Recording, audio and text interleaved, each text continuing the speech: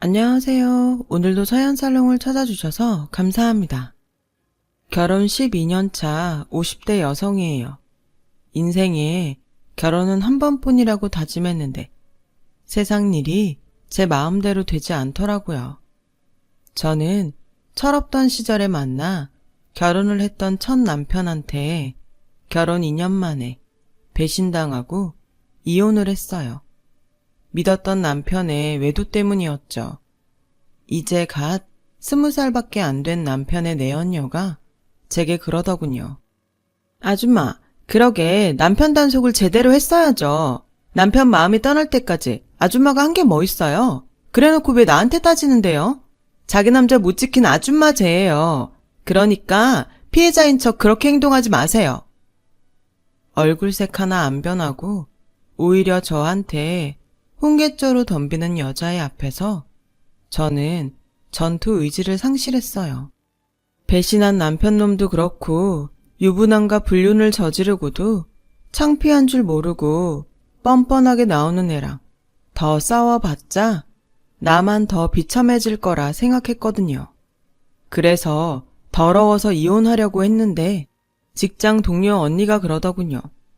미쳤니? 그냥 순순히 물러나주게? 네 인생 망친 연놈들을 그냥 놔두면 넌 멍청해서 남편 뺏긴 여자로 남게 되는 거야. 그러니까 간통죄로 쳐 넣어. 평생 고개 빳빳이 못 쳐들게 법적으로 할 수 있는 거 다 하라고. 나이도 어린 년이 벌써부터 나쁜 것만 배워서는 누구한테 훈계질이야? 지금은 폐지된 법이지만 당시만 해도 간통죄가 존재했거든요. 그래서 언니 말대로 두 인간을 간통죄로 고소했어요. 더럽다고 피하기만 할 게 아니라 죗값을 치르게 해야겠다 생각했죠. 그랬더니 얼마 뒤 당시 대학생이던 전 남편 내연녀가 집으로 찾아와 두 손 싹싹 빌며 소송을 취하해달라고 사정을 하더군요. 간통 사실이 알려지면 학교도 잘리고 부모님 손에 맞아 죽는다나요.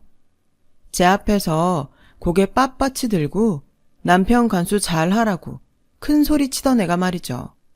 언니, 제발 한 번만 용서해 주세요. 언니가 소송만 취하해 주시면 저 당장 오빠랑 헤어질게요. 저 이제 겨우 20살이에요. 간통녀 꼬리표 달고는 시집도 못 간다고요. 제발 저 한 번만 살려주세요. 남의 인생은 쓰레기통에 쳐놓고 넌 멀쩡히 시집갈 생각을 했니? 너 같은 게 공부는 해서 뭐하니? 그 좋은 머리로 다른 사람 가슴에 못이나 박으래가 뻔뻔하게 나 찾아와 용서해달라는 말 하기 전에 네가 한 짓을 생각해. 너라면 순순히 소송 취하해 주겠니? 그러니까 죗값 달게 받아. 저는 울면서 매달리는 내연녀를 집 밖으로 내쫓았어요. 그 후로도 남편과 내연녀가 번갈아 가며 소송을 취하해달라고 찾아왔지만 문도 열어주지 않았죠. 결국 첫 번째 남편과 저는 그렇게 이혼을 하게 되었어요. 29의 이혼녀가 된 저는 이후 남자와는 담을 쌓고 살았어요. 누군가를 만나는 게 겁이 나더라고요. 이혼녀라는 걸 밝히는 것도 힘들었지만 남자한테 또 다시 배신을 당할지 모른다는 생각에 쉽게 마음이 열리지 않더라고요. 그렇게 저의 20, 30대가 지나갔어요. 주변에선 과부 수절하는 것도 아니고 왜 그러고 사냐고 했지만 마음이 내키지 않는 걸 어쩌겠어요. 그런데 이렇게 꽁꽁 얼어있던 제 마음을 녹여준 남자가 생겼지 뭐예요. 그날 저는 여름 휴가를 받아 모처럼 머리를 하려고 집 근처 헤어샵을 찾았던 참이었어요. 딱히 단골 헤어샵이 있는 것도 아니라서 오픈 기념 30% 할인을 한다는 말에 돈 좀 아껴보자고 찾아간 거였죠. 그런데 가게에 들어서자마자 깜짝 놀랐지 뭐예요. 글쎄 헤어샵 주인이 남자더라고요. 게다가 직접 머리도 맡아 한다나요? 그 말에 내심 잘못 들어왔다 싶었어요. 남녀 차별을 한 건 아니지만 왠지 남자 헤어 디자이너는 불편했거든요. 큰 헤어샵이야 어떨지 모르지만 동네 헤어샵의 남자라니. 그런 제 속마음을 알아챘는지 남자가 제게 그러더군요. 남자라서 불편하세요? 그러시면 머리 안 하셔도 돼요. 그래도 오픈 날이니까 앉아서 떡이랑 커피라도 드시고 가세요. 보다시피 가게에 손님도 없고 저도 좀 심심해서요.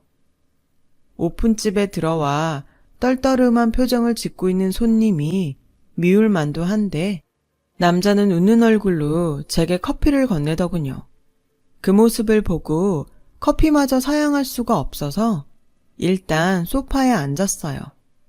가게 안은 환하고 깔끔한 게 좋더군요. 문제라면 저 외에는 손님이 하나도 없다는 거였죠. 그 바람에 전 남자와 마주 앉아 얘기를 나누게 되었어요. 남자는 아내 없이 혼자서 중학생 딸을 키우고 있다고 하더라고요. 기껏해야 30대 초반 정도로 보였는데 40이 넘었다는 거 있죠. 요즘처럼 경기가 안 좋을 땐 큰 샵에서 월급 받으며 일하는 게 안정되고 좋긴 한데 딸애 때문에 도저히 안 되겠더라고요. 여자애라 아무래도 걱정이 돼서 밤늦게까지 혼자 둘 수가 없어서요. 비록 가게에 딸린 집이지만 그래도 딸애를 옆에 끼고 일을 할 수 있어서 얼마나 다행인지 몰라요. 게다가 제 샵을 차리는 게 꿈이었는데 어쨌거나 그 꿈도 이루게 됐고요. 이래봬도 청담동에 있는 유명 샵에서 갈고 닦은 솜씨라 실력만은 누구보다 자신 있어요. 노력은 배신을 안 한다고 그동안 열심히 해왔거든요. 그러니까 언제든 마음 바뀌시면 한번 와주세요. 부드럽지만 자신감 있는 남자의 눈빛에 믿음이 가더라고요. 그래서 머리를 하게 되었어요. 남자는 그러지 않아도 된다고 한사코 사양을 했지만 어차피 머리 하려고 들어온 거니까 그냥 해달라고 했죠. 그렇게 가운을 걸치고 자리에 앉았고 남자는 제 모발 상태를 확인하더니 건강한 모발이라서 따로 영양제는 쓰지 않아도 되겠다고 하더군요. 지금까지 매번 강요하듯 영양제도 해야 한다던 다른 헤어샵과는 달랐어요. 그래서 더 믿음이 가더라고요.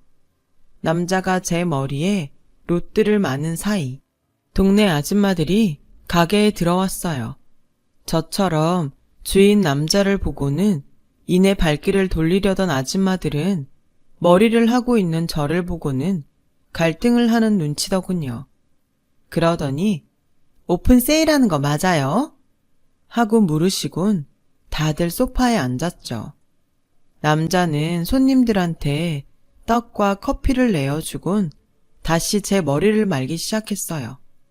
그리곤 저한테 덕분에 손님이 늘었다며 고맙다고 하더군요. 다행히 파마도 잘 나왔고 30% 할인까지 받은 덕에 저는 기분 좋게 집으로 돌아올 수 있었어요. 그리고 그 후 헤어샵을 지날 때마다 남자와 눈인사를 나누게 되었죠. 오픈한 지 얼마 안 돼 남자의 헤어샵은 동네 사랑방이 되었어요. 가격도 적당하고 무엇보다 정직하게 장사를 한다는 걸 다들 알았으니까요. 그렇게 3개월쯤 지난 어느 날이었어요. 퇴근 후 친구랑 영화를 보고 오느라 11시가 다 돼서야 집에 오게 되었는데 헤어샵에 불이 켜져 있더라고요. 평소 같으면 불이 꺼져 있을 시간이라 전면 창 너머로 안을 훑어봤는데 글쎄 안에서 남자가 중년 여성이랑 싸우고 있더라고요. 중년 여성은 남자의 멱살을 쥐고 흔들며 고래고래 소리를 치고 있었어요. 엄마가 딸이랑 살겠다는데 네가 무슨 상관이야. 내 딸 내놔. 내놓으라고. 그러고 보니 남자가 혼자 딸을 키우고 있다고 했던 말이 생각났어요. 아내에 대한 말이 없길래 내심 사별한 게 아닐까 생각했는데 대화 내용을 들어보니 이혼을 한 거였더라고요. 괜히 남의 일에 끼어들기 싫어서 저는 그대로 집으로 돌아왔어요. 샤워를 하고 TV 앞에 앉았는데 마침 맥주 광고가 나오더라고요. 그걸 보니 어찌나 맥주가 땡기던지 금요일 밤이라 다음날 출근 걱정도 없고 해서 집 근처 편의점에 맥주를 사러 나갔어요. 그런데 남자가 편의점으로 들어오더군요. 남자는 제 손에 들린 캔맥주를 보더니 같이 한잔 하겠냐고 했죠. 그래서 우린 편의점 앞에 놓인 야외 테이블에 앉아 맥주를 마셨어요. 남자는 말없이 연거푸 맥주를 마셨어요. 그가 부인이랑 싸우는 걸 본 저는 왠지 남자가 가엾게 느껴지더라고요. 그래서 저도 모르게 툭 말이 나와버렸죠. 기운 내세요. 제 말에 남자는 놀라는 표정이었어요. 그 순간 내가 실수를 했구나 싶었죠. 사실은 아까 가게 앞을 지나다가 아내분이랑 다투시는 걸 봤어요. 남자는 잠시 말이 없더니 그러더군요. 3년 전에 이혼했어요. 애엄마가 저랑은 더는 못 살겠다고 그러더라고요. 저랑 사는 게 재미가 없다나요? 알고 보니까 남자가 생겼더라고요. 그런데도 전 아내를 붙잡았어요. 초등학생인 딸아이 때문에요. 부부 사이야 끝이 났지만 적어도 딸애한테만큼은 상처를 주고 싶지 않았거든요. 그런데 그 후로도 아내는 변하지 않더라고요. 제가 일하러 나간 사이에 아이가 있는데도 집으로 남자를 불러들였더라고요. 딸애가 울면서 저한테 그 얘기를 하는데 더는 안 되겠다 생각했어요. 그래서 바로 이혼을 했어요. 그런데 얼마 전부터 딸애를 내놓으라고 저렇게 난리를 피우네요. 아무래도 애는 엄마 손에 자라는 게 나을 것 같아서 저도 그럴까 했는데 주변에 알아보니 애 엄마가 빚 때문에 양육비를 빌미로 저한테 돈을 뜯으려고 하는 것 같더라고요. 저야 어찌됐건 간에 딸애만 잘 키워준다면 무슨 걱정이겠어요. 그런데 여전히 남자 문제도 복잡하고 워낙 술 마시고 노는 걸 좋아해서 도저히 안 되겠더라고요. 오늘만 해도 돈 300 지어주니까 더는 딸의 얘기도 안 꺼내겠다며 바로 돌아가지 뭡니까. 이런 여자한테 딸애를 맡길 생각을 했던 제가 한심하더라고요. 저는 29에 이혼을 했어요. 남편한테 여자가 생겼었거든요. 그 사실을 확인하기까지 몇 달 동안 미친 여자처럼 살았어요. 남편 휴대폰 통화 내역을 살피고 옷에 붙어있을지 모를 머리카락을 찾아대고 남편을 미행한 게 한두 번이 아니었어요. 그러다 막상 내연녀를 만나고 보니까 아무 말도 못하겠더라고요. 너무 어리고 예뻤거든요. 남편은 아직 이런 여자를 만날 수 있을 정도로 매력이 있는데 나는 나이보다도 훨씬 늙어 보이고 외모도 형편없다는 생각이 들어서 철회항하더라고요. 배우자의 외도보다도 내가 더 이상 여자로서 매력이 없다는 사실이 더 서글펐어요. 그렇지 않아요. 충분히 매력적이세요. 처음 저희 샵 문을 열고 들어왔을 때 심장이 멈추는 줄 알았거든요. 남자는 수줍게 고백하듯 말했어요.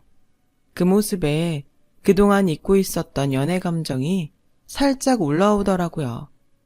그날부터였어요. 제가 이 남자한테 호감을 느낀 거는요. 하지만 한번 실패를 했던 처지라 쉽게 마음이 가는 대로 움직일 수는 없었어요. 그래서 여전히 손님과 헤어 디자이너 사이를 유지하며 지냈죠. 그런데 생각지 않게 기회가 왔어요. 당시 중학교 1학년이던 남자의 딸애가 생리를 시작한 거예요. 생리용품에 대해 무지한 남자는 제게 전화해 도움을 청했죠. 저는 근처 속옷 가게에 들러 위생 팬티를 사고 슈퍼에서 용도별 생리대를 사서 남자의 헤어샵으로 갔어요. 그리곤 헤어샵과 연결된 안채로 가서 딸아이한테 사용법을 알려주었죠. 그 일로 남자와 가까워진 건 물론이고 딸애와도 가까워졌어요. 한창 엄마 손이 필요한 때라 더욱 그렇게 되었죠. 이후 속옷도 직접 골라주고 아빠와 하기 힘든 고민 상담도 해주며 딸애와 많이 가까워졌어요. 남자와의 재혼 이야기를 먼저 꺼낸 것도 바로 딸애였어요. 그렇게 딸애의 전폭적인 지지를 받으며 우리는 만난 지 2년 만에 재혼을 하게 되었어요. 주변에선 남의 애 키우는 게 쉬운 일이 아니라며 걱정을 했지만 다행히도 딸애는 저를 잘 따라주었어요. 사춘기 때라 반항을 할 법도 한데 부모의 이혼으로 일찍 철이 들어서 그런지 다른 집 애들 같지 않게 순탄하게 잘 자라주었어요.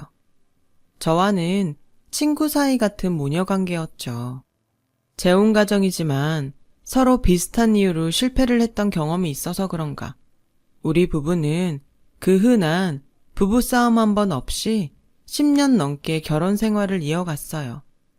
그 사이 딸애는 대학을 졸업하고 번듯한 회사에 취직도 했고 대학생 때부터 만나온 남자와 결혼 얘기가 오가게 되었어요. 재혼 가정이라 시댁 어른들이 싫어하지 않을까 걱정을 했는데 다행히 그 문제로 별 말이 없어서 내심 다행이다 싶었죠. 그런데 생각지도 않은 문제가 터지고 만 거예요. 글쎄 남편의 전 부인이 헤어샵으로 찾아왔더라고요. 엄연히 생모가 살아있는데 계모가 부모 자리에 앉는 게 말이 돼? 내가 배 아파 낳은 딸이야. 당신이 뭔데 엄마 자리를 탐내? 다짜고짜 결혼식 날 신부 측 부모 자리에 앉겠다며 생떼를 쓰는 전부인 탓에 남편과 저는 골머리를 앓게 되었죠. 안 그래도 시댁에 책 잡힐까봐 걱정이라 더더욱 그랬어요. 그래서 딸아이를 생각해서라도 제발 마음을 돌려달라고 사정을 했죠. 그랬더니 전부인이 그러더라고요. 좋아요. 그럼 우리의 혼수는 내가 직접 준비하게 해주세요. 엄마로서 그 정도는 해주고 싶네요. 전부인의 뜻밖의 제안에 저는 솔직히 감동했어요. 그동안 딸애한테 못해준 엄마 노릇을 뒤늦게나마 혼수로 갚으려고 그러는 거라고 생각했으니까요. 그런데 알고 보니 그게 아니더라고요. 뭐? 전부인이 혼수 자금을 계좌로 보내라고 했다고? 그게 무슨 소리야? 자기 입으로 혼수는 직접 자기가 준비하겠다고 했잖아? 글쎄 알고 보니 혼수용품은 자신이 딸애랑 다니면서 골라줄 테니 돈은 남편 보고 내라고 했다는 거예요. 딸애한테 혼수 비용을 자기가 대주는 걸로 해주면 결혼식장엔 얼씬도 안 하겠다나요? 딸한테 생색은 자신이 내고 돈은 우리한테 내라 이거죠. 괘씸하기는 했지만 딸애를 위해서 우리 부부는 그러기로 했어요. 남편은 이 일로 제게 많이 미안해했어요. 당신이 나한테 미안할 게 뭐야. 그 여자가 염치 없는 거지. 그 여자 심보는 고약하지만 그래도 우리 딸 책 안 잡히게 해주자고. 우리 부부는 전부인 요구대로 딸애한텐 친모가 혼수를 해주는 걸로 얘기했어요. 그 말에 딸애는 많이 놀라면서도 감동한 눈치더라고요. 며칠 뒤 친모와 가전제품을 고르기로 한 딸애는 점심때쯤 집을 나섰어요. 그런데 약속 장소에 도착한 딸이 다급히 남편한테 전화를 했더라고요. 약속 시간이 지나도록 엄마가 안 나오길래 전화를 했더니 없는 번호로 나온다고요. 순간 남편 얼굴이 하얗게 질렸어요. 그리곤 이내 떨리는 손으로 전부인에게 전화를 걸었죠. 하지만 없는 번호라는 자동 메시지를 듣고는 자리에 털썩 주저앉고 말았어요.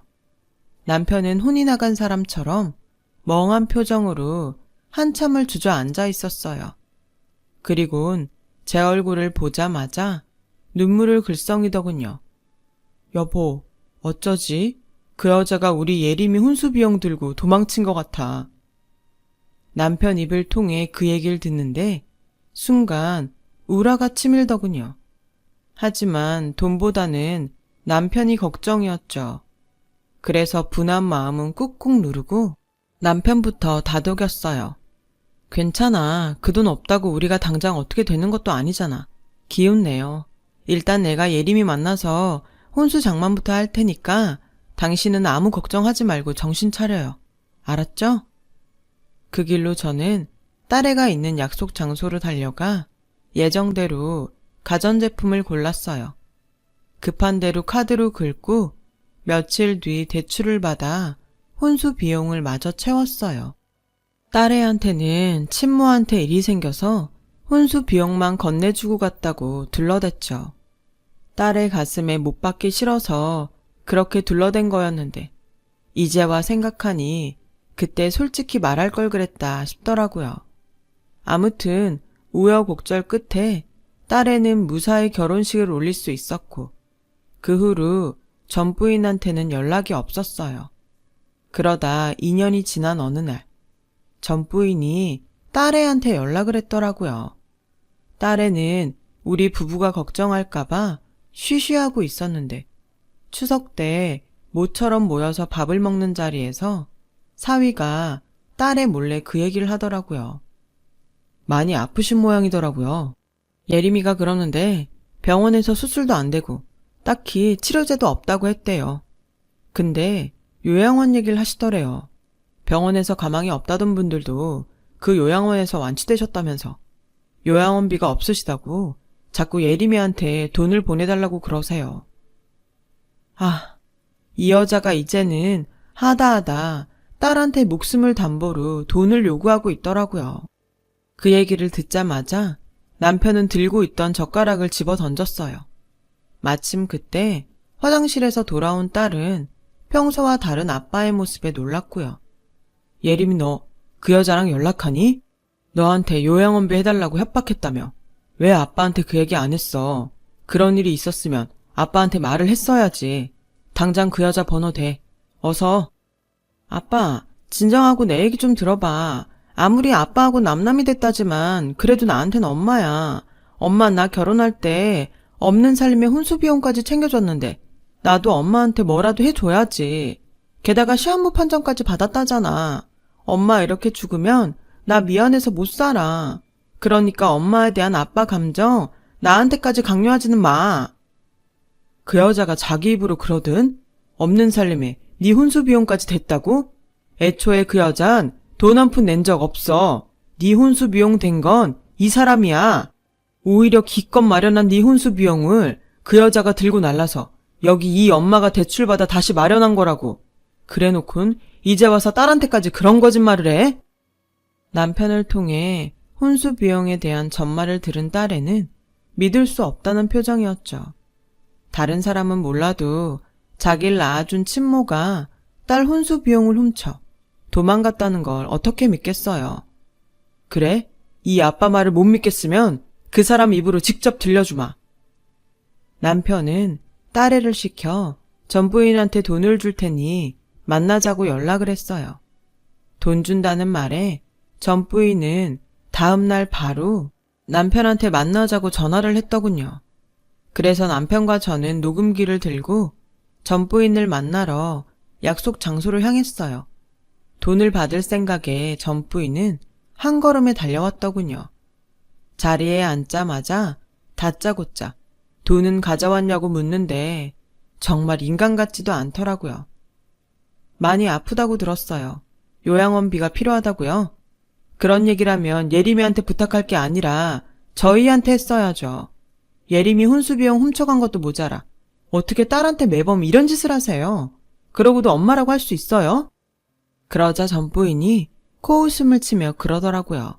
딸, 고개 쥐방울만 할 때 나한테 무슨 짓을 했는지 알아? 내가 딴 남자 만나는 거 지 아빠한테 꼰지른 게 걔야. 지 아빠한테 나랑 이혼하라고 한 게 그년이라고. 딸, 웃기고 있네. 세상에 어떤 딸년이 지 부모한테 이혼하라는 소리를 하냐고. 그년은 내 딸도 아니야. 그때였어요. 언제부터 있었는지 모르겠지만 뒷자리에 앉아있던 딸애가 저희 테이블로 다가왔어요. 눈물이 그렁그렁한 눈으로 주먹을 부들부들 떨고 있더군요. 이런 사람을 엄마라고 믿었던 내가 미친년이었네. 그러고도 엄마가 사람이야? 오죽하면 딸인 내가 아빠한테 이혼하란 소리를 했겠어? 엄마가 집에까지 불러들여 죽고 못 살 것처럼 굴던 그 남자, 내 친구 아빠였어. 난 엄마 때문에 제일 친한 친구도 잃었고 졸업 때까지 괴로웠어. 엄마가 마음대로 산 덕분에 아빠도 나도 내 친구 가정까지 모조리 파괴했다고. 그래놓고 엄마가 할 말이 있어? 내 탓을 할 자격이 있냐고. 병 걸렸다고? 그럼 진단서 가져와봐. 엄마가 콩으로 매주를 쓴다고 해도 난 절대 못 믿으니까. 아참, 이제는 내 엄마도 아니지? 내 엄마는 여기 이분이니까. 경고하는데 앞으로 우리 엄마 아빠한테 돈 뜯어낼 생각 꿈에도 하지 마. 내가 지구 끝까지 가서라도 뜯어 말릴 테니까. 딸애는 우리 부부 손을 끌고 밖으로 나왔어요. 그리곤 제 품에 안겨 한참을 울더군요. 아이처럼 엉엉 우는 딸애를 보니 가슴이 무너지는 것 같았어요. 남편과 제가 딸애한테 너무 모진 짓을 한 것 같았거든요. 그래서 우리 부부도 많이 울었어요. 하지만 우리 부부의 걱정과 달리 딸애는 오히려 지금이라도 친모의 본심을 알게 돼서 다행이라고 하더군요. 안 그랬더라면 앞으로 무슨 일이 있을 때마다 질질 끌려다녔을 거라고요. 비 온 뒤 땅이 굳는다고 그 일이 있고 우리 가족은 더 끈끈해질 수 있었어요. 이제야 진짜 가족이 된 것처럼 말이죠. 그런데 얼마 뒤 충격적인 소식이 들려왔지 뭐예요. 그건 바로 전 부인의 죽음이었죠. 죽을 병에 걸렸다며 딸애와 우리 부부에게 돈을 뜯으려 했던 전 부인이 정말 시한부 판정받고 세상을 떠난 거예요. 물론 자신이 죽을 병에 걸렸다는 건 죽을 때까지도 몰랐다더군요. 소화도 안 되고 급격히 살이 빠지길래 병원에 찾아가 검사를 받았고 검사 결과가 나오기 불과 며칠 전에 세상을 떠나고 만 거였죠. 딸애와 우리 부부는 충격에 휩싸였어요. 사람이 죽고 사는 게 정말 한순간이란 생각이 들더군요. 어쩌면 마지막까지 우리를 찾아와 그런 악독한 짓을 벌였던 건 딸애와 정을 떼기 위해 그랬던 건 아닐까 하는 생각도 들었어요.